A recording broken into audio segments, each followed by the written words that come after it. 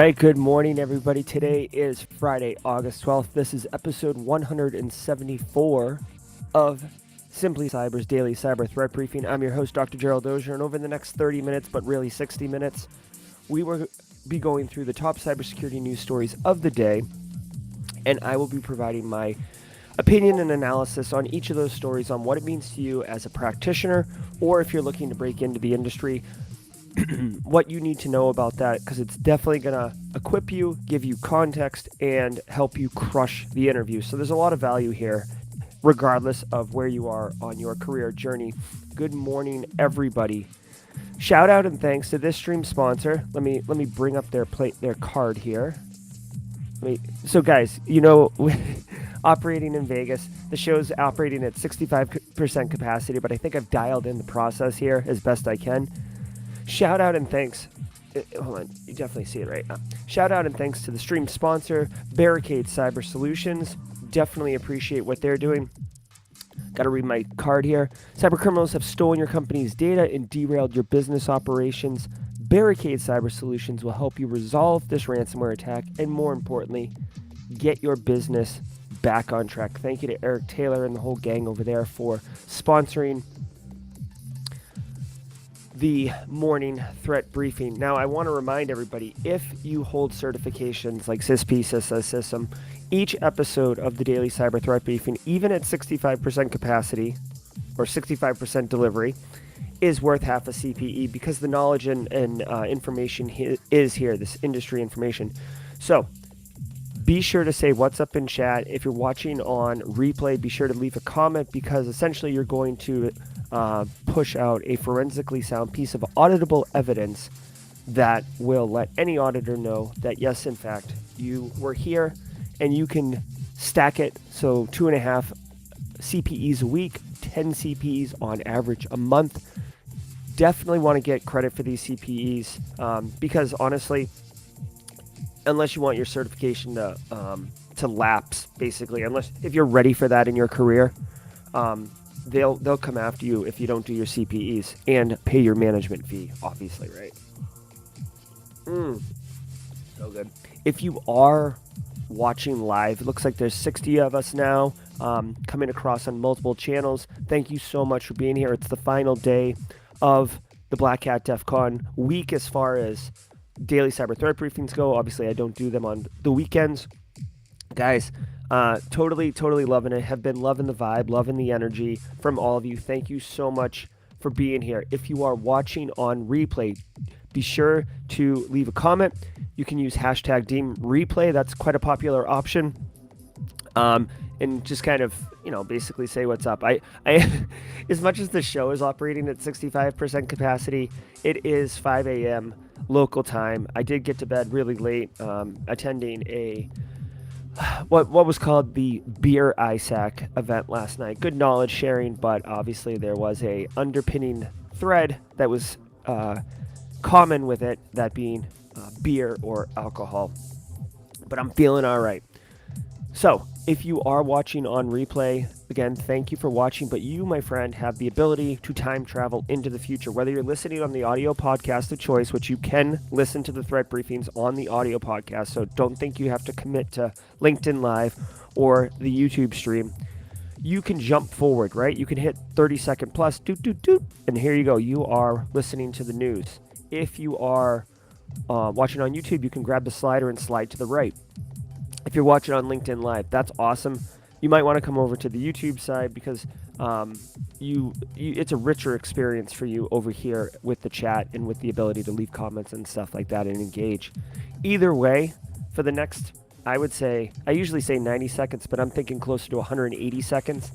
I'm going to be sipping my coffee. I'm going to be saying what's up to people in chat. I'm feeling super great about being able to deliver the threat briefing every morning, even when I came out to Vegas. So without further ado, let me get my coffee and let me say good morning to everybody. Hey, Mark Schrader, good to see you. Oh, thank you so much, Mark Schrader, for the kind words. Fraud Dog Alfredo, good to see you. Usha, how you doing? Joel Belton, my friend Brent Gurry and Emerson in the house. I love seeing you guys. Matt Mears, if you made it, good for you. Sasha, good to see you. Hey, Amadou, Ed Williams, my man. Guys, let me say this really quick before we get into it. I got a couple things here. One, I did the Trend Micro Talk on Wednesday, and that thing was kind of a mess. The way that they had some technical difficulties. We went offline and filmed the second half of the video. I have that content. The mic works good. Everything works good. I can't really publish it while I'm here because I need to be back in my studio, but I'm going to be publishing essentially as a produced video on the Simply Cyber channel the second half of that talk. I think personally it was a really interesting talk. We covered a lot of really deep concepts around privacy, regulation, big tech, metaverse, impersonation, all these things. Anyway, so if you're interested in that metaverse talk, I will be releasing it in a good format when I get back. World Cyber Games, I was over there at the HyperX event area. You guys saw it. It was streaming on Simply Cyber. I agreed to do that with Jess Gulick, who's runs the World Cyber Games event. You guys saw Neil from Cyber Insecurity and Eric Bellardo from Raices doing their analysis and stuff like that. That was a lot of fun. I was over there. It was really cool. Guys, I'm wicked excited about this. Check out what I got yesterday. If you guys know what this is, you know what this is. This is Kevin Mitnick's business card. So it's got his contact information, but it's also a lockpick kit, right? It's a portable lockpick kit / business card. Super cool. This is like one of those like achievement unlocks to get one of those. That's wicked fun. Tomorrow I will be doing the Trace Labs OSINT CTF with Simply Cyber folks. Special thanks to Base Case for leading that effort and getting that team together right after Saturday. 3:30 p.m. local time. We'll have a Simply Cyber meetup at Beer Park right next to Paris, so definitely love that. And the final thing, I ran into David Spark, the guy who like runs the CISA series podcast and everything, and I talked to him about that weekly roll-up email thing, and if he had any issues with that, because I have some ideas on how we can make that like really cool. And he was like, high five, like totally cool, Jerry, love what you're doing, keep going, keep rocking. So that's awesome. Hey, Jessica Probst, good to see you. Cybersecurity Central, Kimberly, it's good to see you. Hey, Nathan. Nora, very cool. Eli. Whew, guys, Justin Gold noted it yesterday. I've been picking up some merch for my boys, right? 2 Funko Pops that I got from a claw machine. And guys, Tamagotchi, like legit Tamagotchi. It's, it's too funny. Some of the merch ideas that they got out here. All right, let me get a sip of my coffee and then we will get into it. Yeah. Hey, Will Reed, thanks so much for the kind words. Smash that like button, definitely. I'm excited. Hey, Navina, good to see you. Good to see you, not only IT. Let me get one more sip and then we're going to dig in here, guys.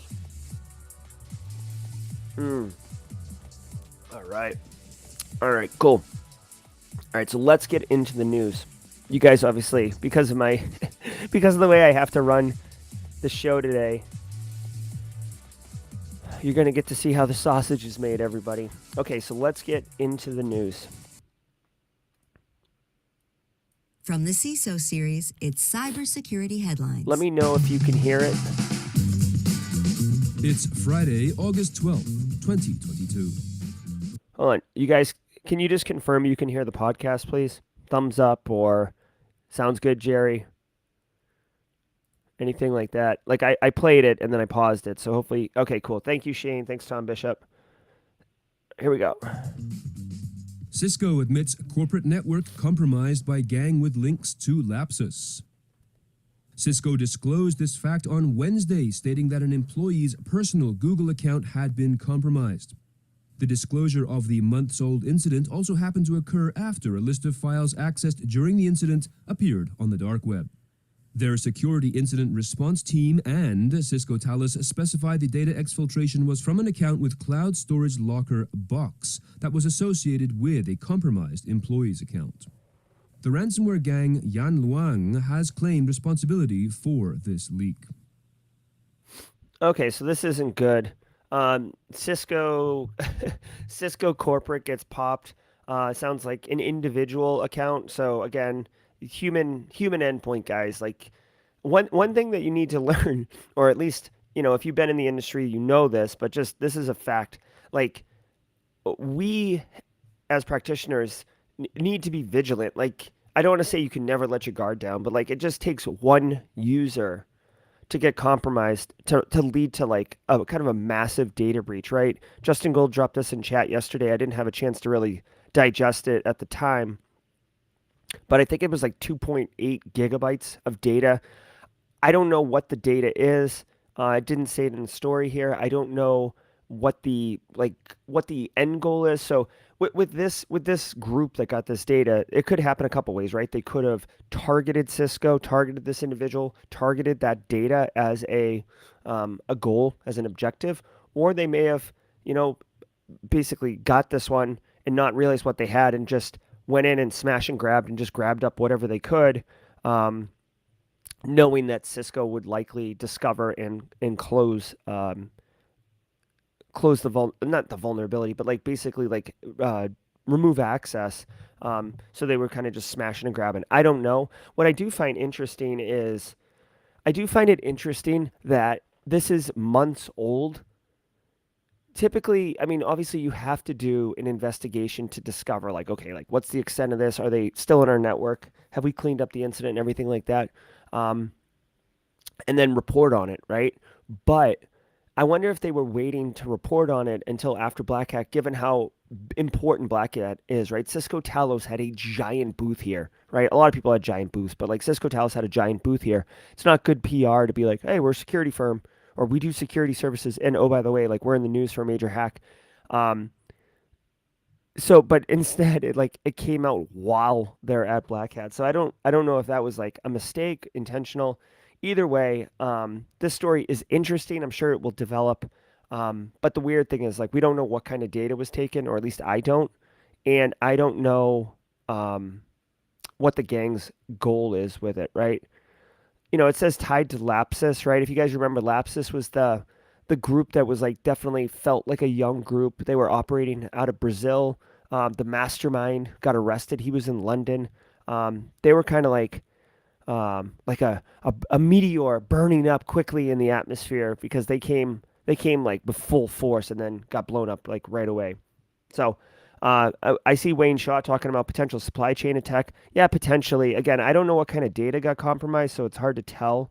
But it put I'll tell you what, Cisco's like no slouch, right? They're like a major player in the space, but because they are so big, who knows? It could have been like the Talos group. It could have been Duo. Who knows? It could have not been even related to their security product line. It could have been their networking line, right?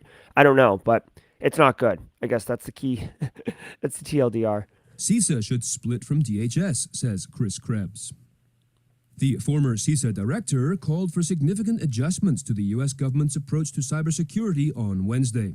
During a keynote address at the Black Hat Conference in Las Vegas, Krebs proposed the creation of a U.S. digital agency, which would incorporate elements of CISA, the National Institute of Standards and Technology, the National Telecommunications and Information Administration, the Department of Energy, as well as parts of the Federal Trade Commission and the Federal Communications Commission.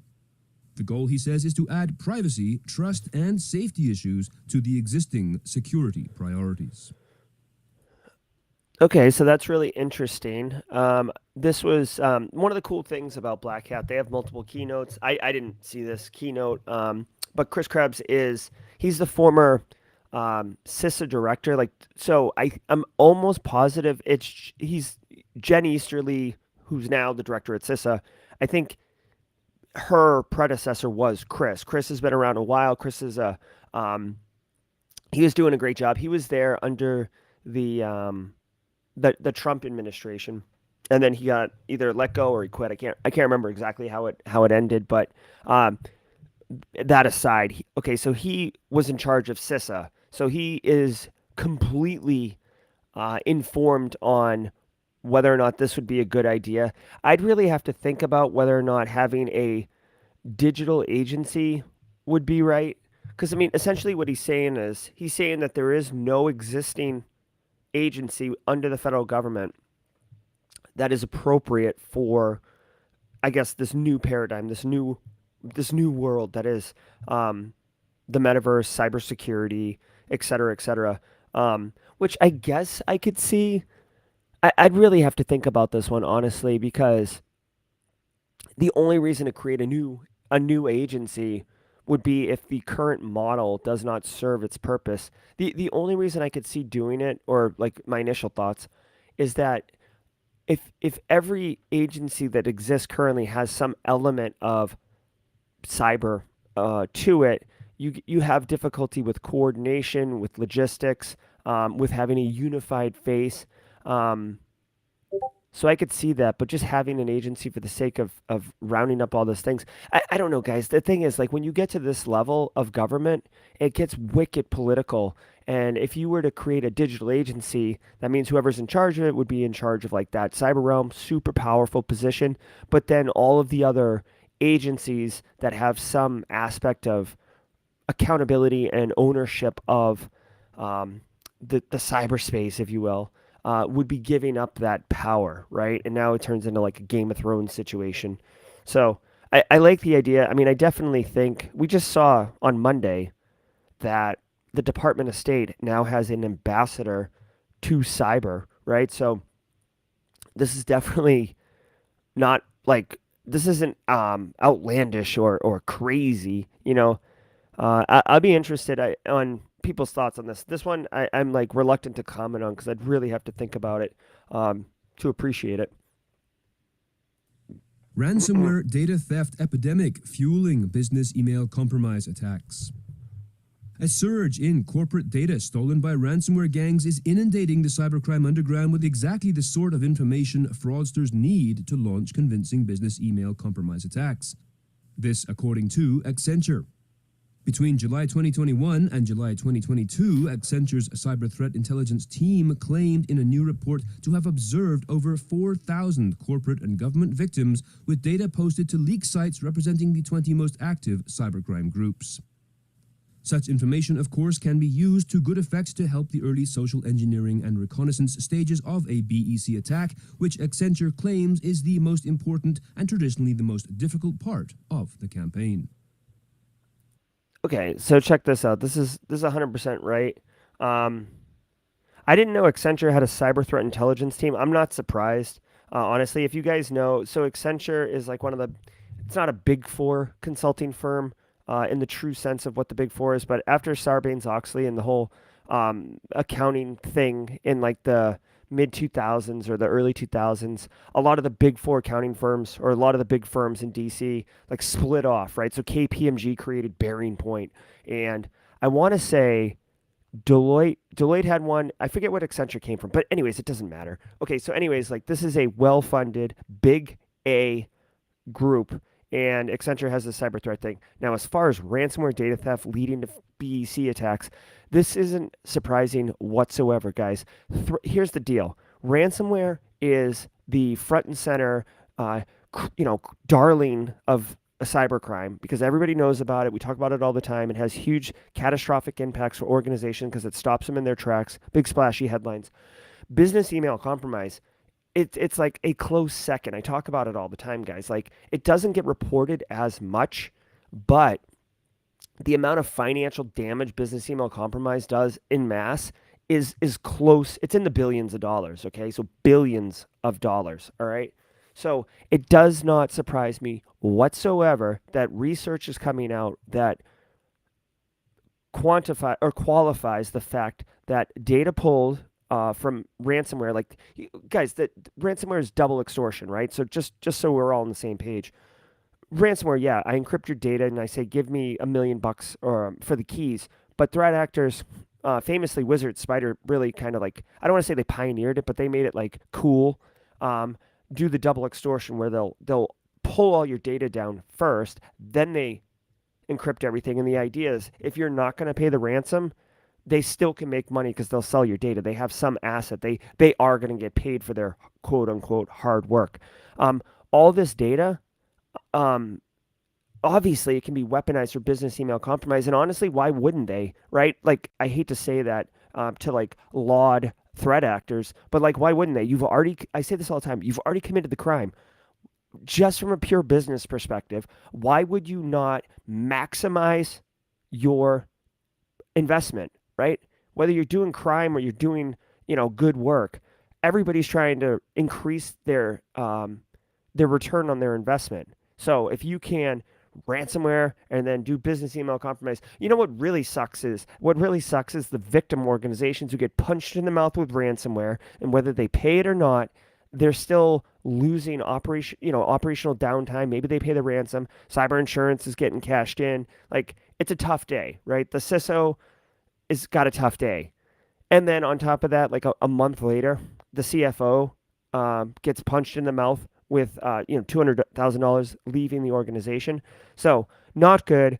All I would say here is definitely ransomware and business email compromise should absolutely be in your threat model. Absolutely be in your threat model. And you should be educating your staff in general, but really the CFO and the finance and accounting team on business email compromise. That's one of those topics that's like you should get time on the CFO's like weekly or monthly team meeting and speak to them about this. Also, you should make sure you should talk to the CFO about this, but you really should have checks and balances in place before money goes out the door. And then another difficult thing is having leadership, and this one's going to take a little political capital, but like having leadership agree that the workflows and the SOP for money going out the door is never to be not compromised, but like there's no exceptions, right? So the whole idea here is that the quote unquote CEO says that they can't talk to you right now, but it's absolutely pertinent that money goes out the door, right? That's the base of the business email compromise attack. So if you can get the CEO to agree that, listen, even if I'm begging you, that is not the process. It needs to get this approval, et cetera, et cetera. Unless I like physically come to you in person, you can prevent business email compromise attacks. Also, I want to say what's up. I saw in chat, James McQuiggan said what's up. Good to see James is here. I actually had dinner with James last night. Really cool guy. I'm going to bring him on as a guest probably in like October to Simply Cyber and introduce you guys to him. He's a really cool guy, really fun. He actually told me like, I know it's Friday and Grayson usually has a joke of the day. James told me a joke yesterday that is so funny, but it's completely inappropriate. It's completely inappropriate for the daily cyber threat briefing. So I'll tell you guys at the Beer Park meetup. Critical vulnerabilities found in Device 42 asset management platform. This warning comes from Bitdefender, which has found multiple critical vulnerabilities, including bugs that could be exploited to execute arbitrary code. The Device 42 platform helps administrators track applications, devices, and hardware, providing them with the ability to manage data center assets, passwords, and services, as well as with device discovery and asset tagging features.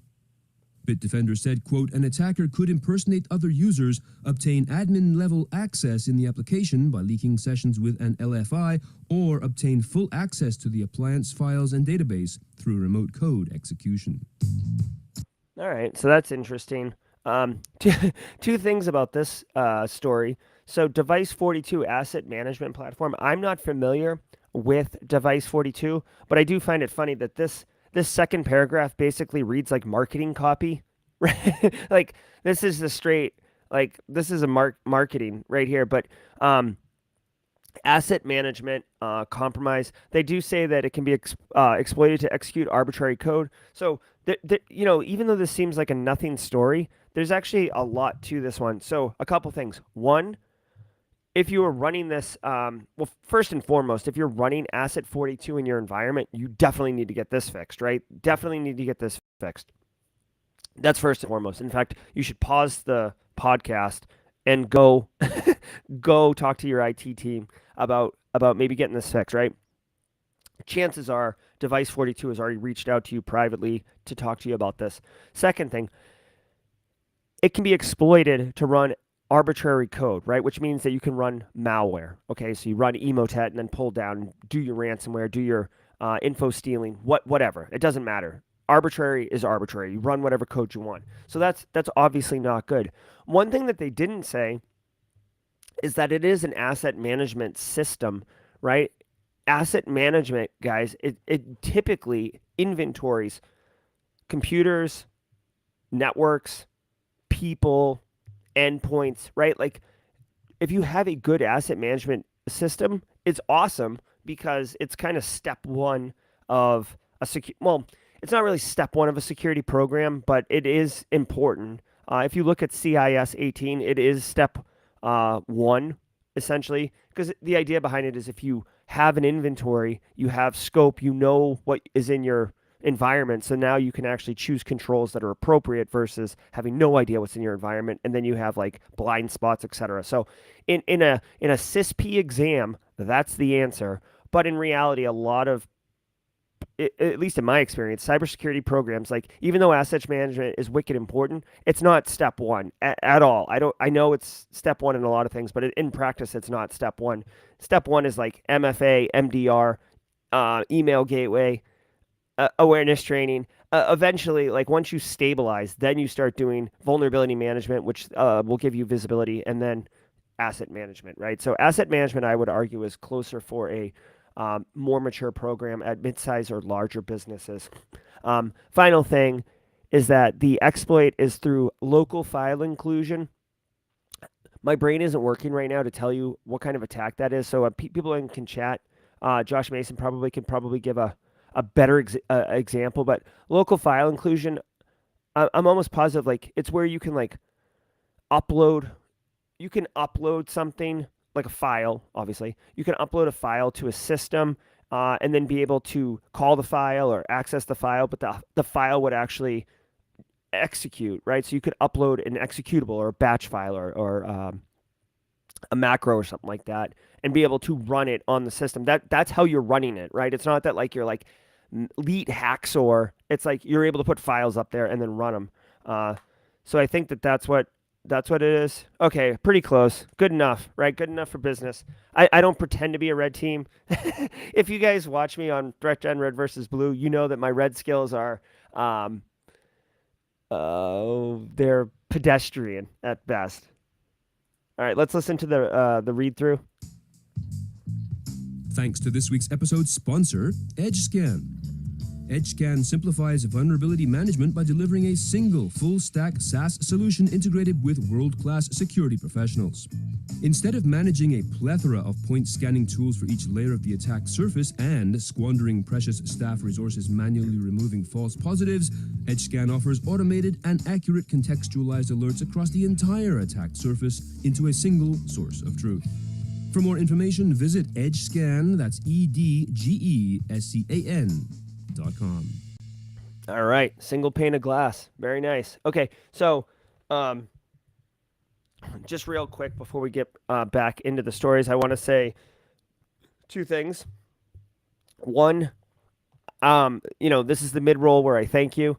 Guys, thank you. It was really important to me to run the daily cyber threat briefing while I was out here. Sometimes when I go on like family vacation and stuff, someone else will help me. Eric Taylor, Jack Scott, Josh Mason will run the show. But it was important to me. I'm on a work trip, and delivering this threat briefing to me is something that I do if I can. And it's we joke that it's like 65% capacity because of the camera, the audio, these curtains. Geez.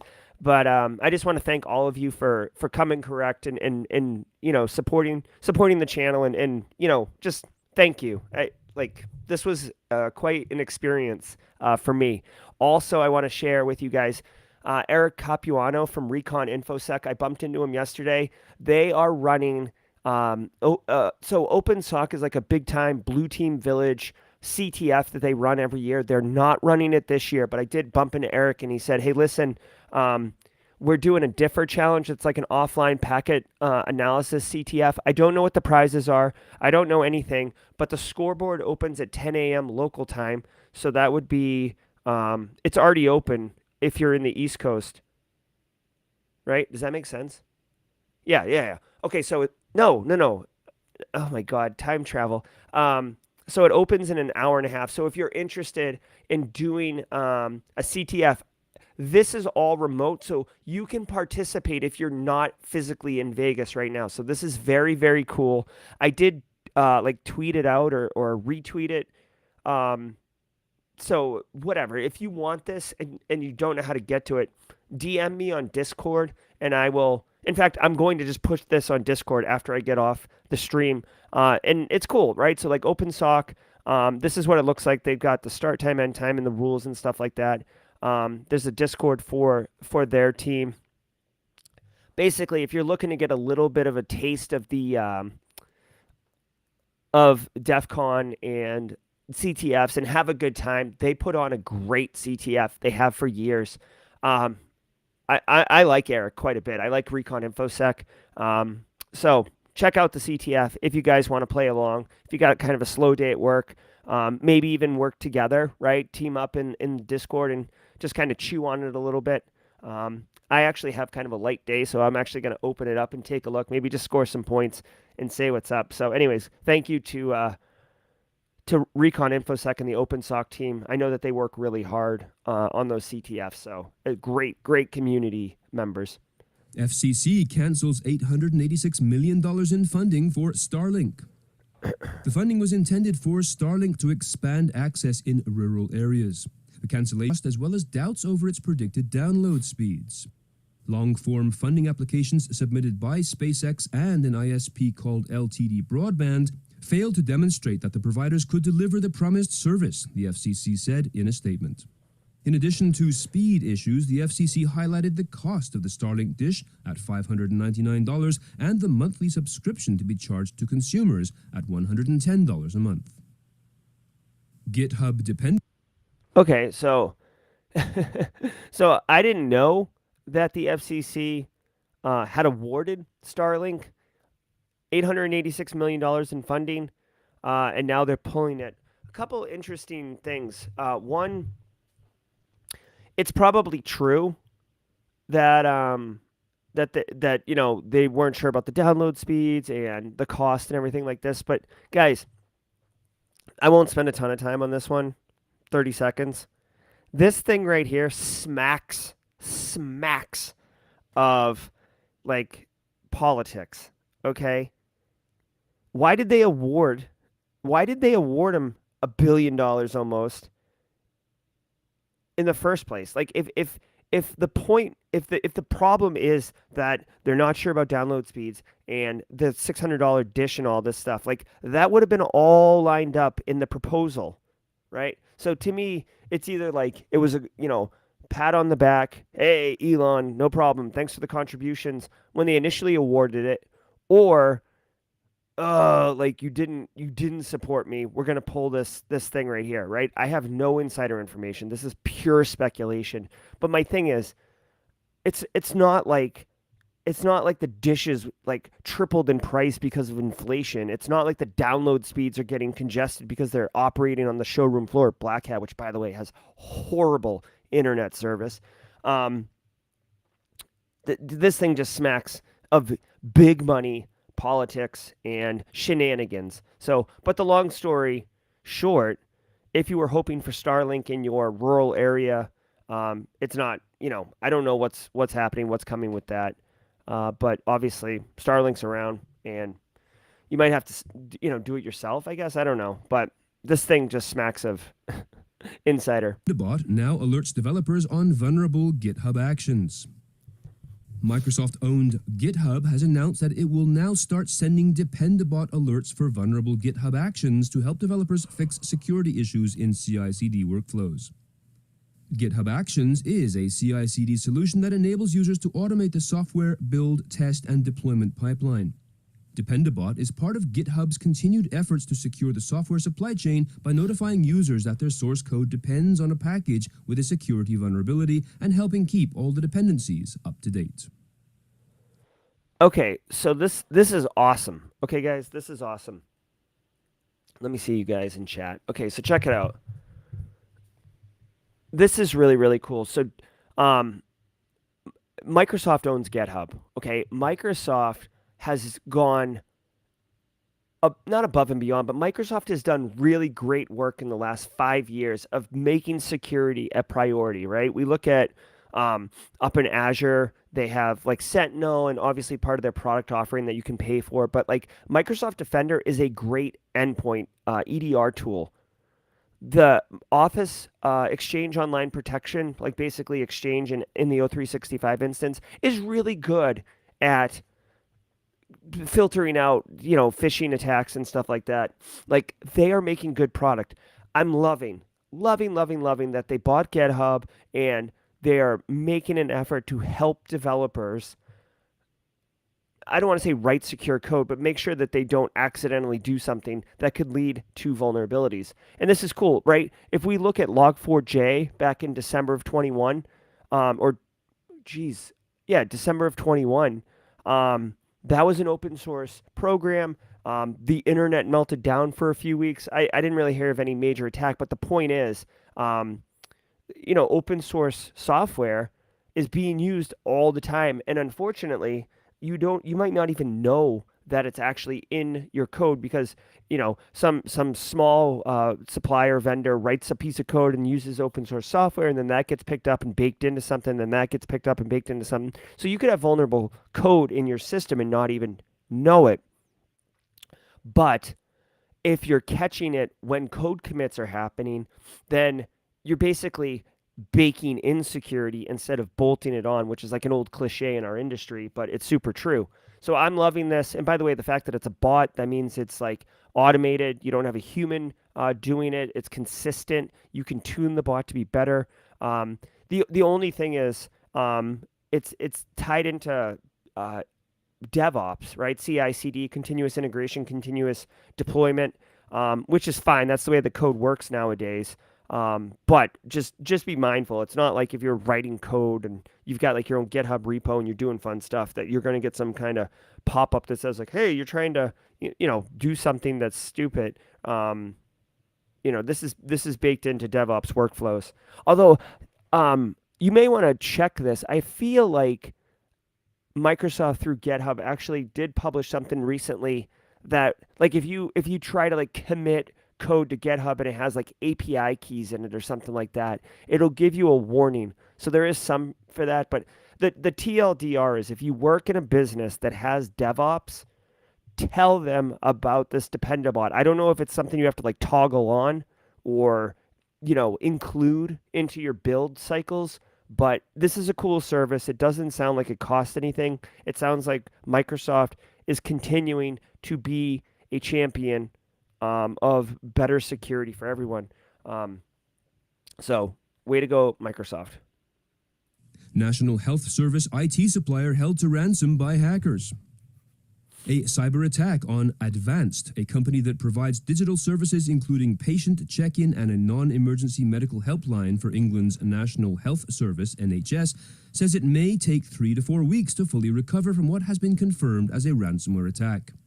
The NHS insists that disruption is minimal, but Advanced would not say whether NHS data had been stolen and also refuses to say if it was in negotiations with hackers or already paying a ransom to them. Oh, this sucks. This sucks. NHS, the National Health System of either England or the UK, they got punched in the mouth pretty hard in 2017 when WannaCry hit. They got brought down. They've been the victim of multiple attacks over the years. This is not NHS specifically, but one of their suppliers that provides services, right? Like I guess patient check-in and some other stuff. Two things with this story to be mindful of. One, supply chain, right? If you're depending on third parties, which many of us do, if you're relying on third parties to provide mission critical services to your business, make sure that you're doing, I guess third party risk management, right? To use an ugly word in our industry. Third party risk management, assess, but in real practice, you should have make sure that you have like either offline procedures that can facilitate whatever the mission critical services are in case they go down. So in this case, patient check-in, right?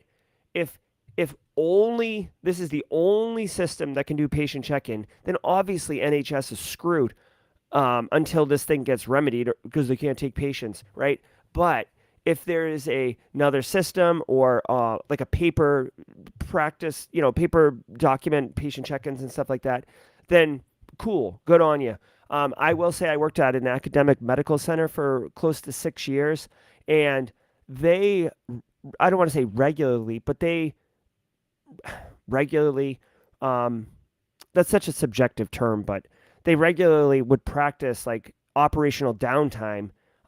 But what's interesting is when operational down, and this won't surprise anyone, but it's interesting when operational downtime would happen because, a ransomware attack of a third party provider, the older people, the people with experience who have been delivering healthcare prior to like ERM systems or like enterprise, not ERM, oh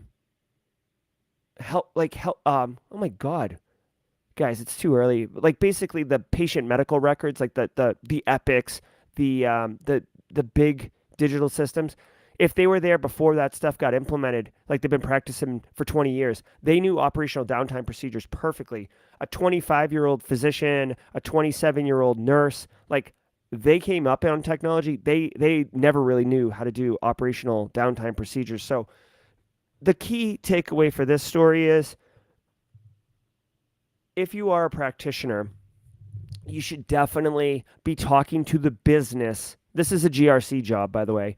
You should be talking to the business about, hey, what are mission critical processes? What can we not deal with being down for long periods of time, right? You would do this formally through a business impact assessment, but you could just talk to the business. What do we need? And then what are we doing for contingency planning of those procedures if they were going down? And you can use this story. I'm pointing to a story that isn't there right now. You can use this NHS story as an example. Like, listen, dude, they can't do patient check-in right now. How would we do that here? This is great fodder for a tabletop exercise, right? Good way to bring the business in for tabletop exercises, and really good for resiliency. You guys, I want the shirt to say I work in cyber resiliency, not cybersecurity, but this is a great example of ensuring cyber resiliency. Guys, it's like, as much as I want it to be about us, it's not about us. It's not about stopping bad things from happening. It's about ensuring that the business can persist even in the face of compromise, all right? Just like Simply Cyber's daily cyber threat briefing, right? You could think of it as like my studio was hit by a ransomware attack, and right now I am in contingency mode with this studio, this layout and stuff like this single monitor. There are, correlations here. Okay, let's keep rolling. Sierra Leone internet cut amid anti-government protests. The West African nation of Sierra Leone experienced a near-total internet blackout on Wednesday in the midst of anti-government protests sparked by the rising cost of living. Internet governance watchdog NetBlocks found that, beginning at noon local time, national connectivity fell to about 5% of normal level, with multiple mobile and fixed-line internet operators going dark. NetBlocks Director of Research said connectivity was largely restored after approximately 2 hours, but service remains somewhat impacted. The disruption affected providers routed through Sierra Leone Cable, which controls the country's internet gateway.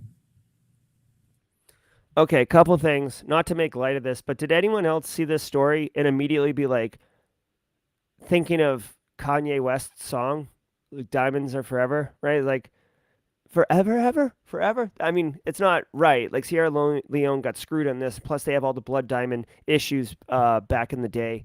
But I was thinking of Yeezy as soon as I saw this. So, okay, so what's the story here? Okay, so check it out. Sierra Leone, they've got a really rough history with, just services and, their society. And this one's not good, guys. This is just an interesting story. You can't really operationalize this, but just for a second, think about if like we didn't have internet, right?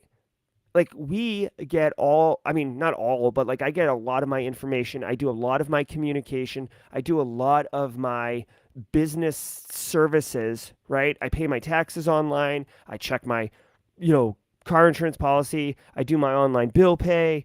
I depend on a credit card for making transactions at, you know, whatever, like Firehouse subs. Anyways, like if all that was down, what the heck? You'd be screwed. 5% internet connectivity. That's insane. I don't know what's going on with their government right now and why there's protests happening. It doesn't sound good, but I will tell you, communication infrastructure. If you were going to get into a conflict with another group, at the nation state level, taking out their communications would be a priority. Because if you can't communicate, you can't coordinate, and you're kind of like hamstrung at that point. So, not really good. And I'll tell you what, I'll tell you what, for me personally, internet, solid, strong, high bandwidth internet is like, it's like blood to me. It's lifeblood. Like I just thinking about operating without internet is like giving me chills. Anyways, careful with that. All right. Hold on. Come on, guy. All right, there we go.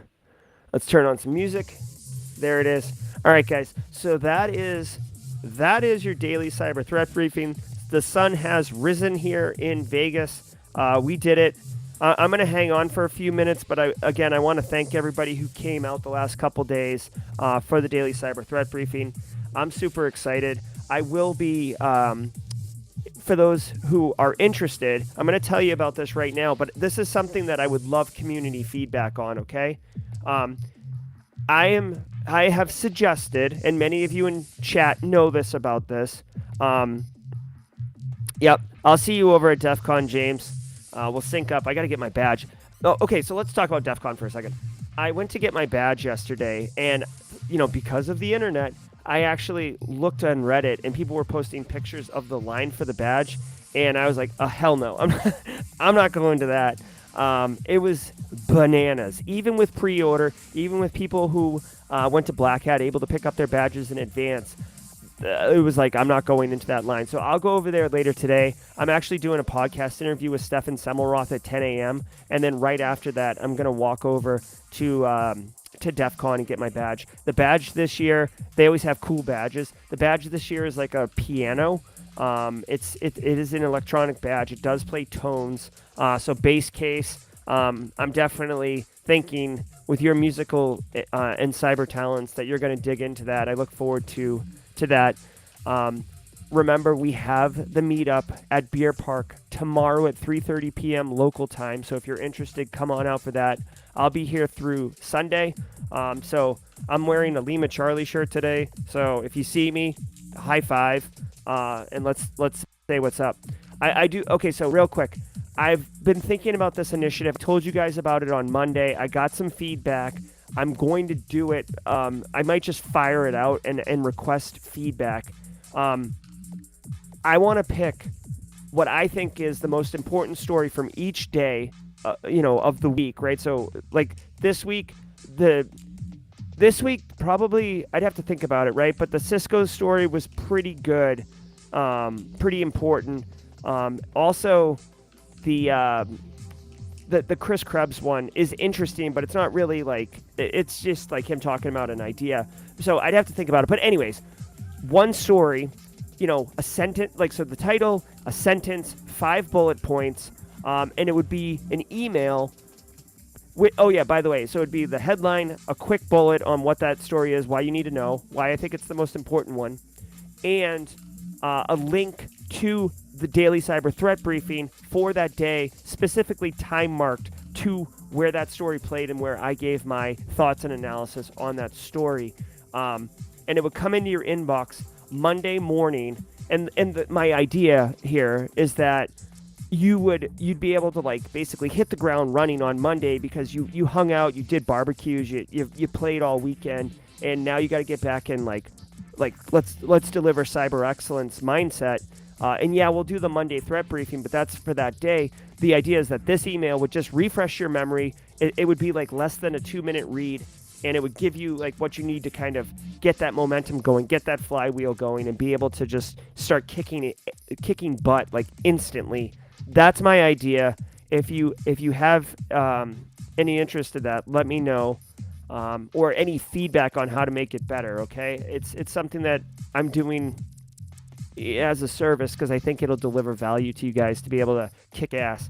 Mike B, I just saw as you dropped through here about the interviews. Congratulations. I hope the final steps work out for you. Best wishes on that particular round of interviews. Almost want to say this to you, Mike B. I hope that they're meeting your expectations as an organization, and that you're interviewing them as well to make sure that they're a good fit and that they deserve you at their organization. Cool, Bill Green. Thank you. Guys, it's like everything else. I'm going to do it, and it'll probably be rough and have sharp edges at first, and then we'll whittle it down, we'll refine it, we'll make it valuable for the community, and then we'll just start firing it off. Love it, Nick Barker. Hey, Michael Starn. I'm not sure who you want to email you, but if you want this email, if you want what I'm talking about right now, I should definitely tell you this. I haven't set up like a way to do this, but if you go to simplycyber.io, which is my website, it says start learning today. I'll probably change this to say like, get whatever. I don't know, like a weekly news email or something. I don't know. Guys, I'm not a marketing person. I'm not like a business person. I'm just a cyber person. So I'll change this. But basically, go to simplycyber.io and put in your name and email address here and hit subscribe. And that's how you'll get on this list for this weekly email that I'm talking about. Okay, and to get feedback, go to the Discord server, which if you hit !Discord in chat right now, it'll pop up. Yeah, Josh, we can talk for sure. Yeah, it's like a newsletter, Usha. Oh, thank you very much. So James McQuiggan coming in with the joke of the day. I love it. Why won't Superman help us fight cybercrime? Because he's afraid of cryptocurrency. Very nice. Very nice, James. So James, just so you know, my son Grayson typically delivers a joke of the week on Fridays, but because he's not in Vegas, I appreciate you subbing in for him and making sure that we get that joke of the week. All right, guys. I want to thank everybody for being here, coming correct all week.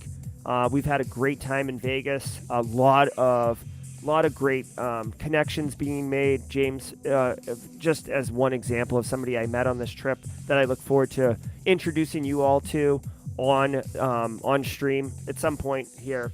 I got to get back and figure out what we're doing. I'm looking forward to the Trace Labs OSINT CTF with Base and the team on Saturday.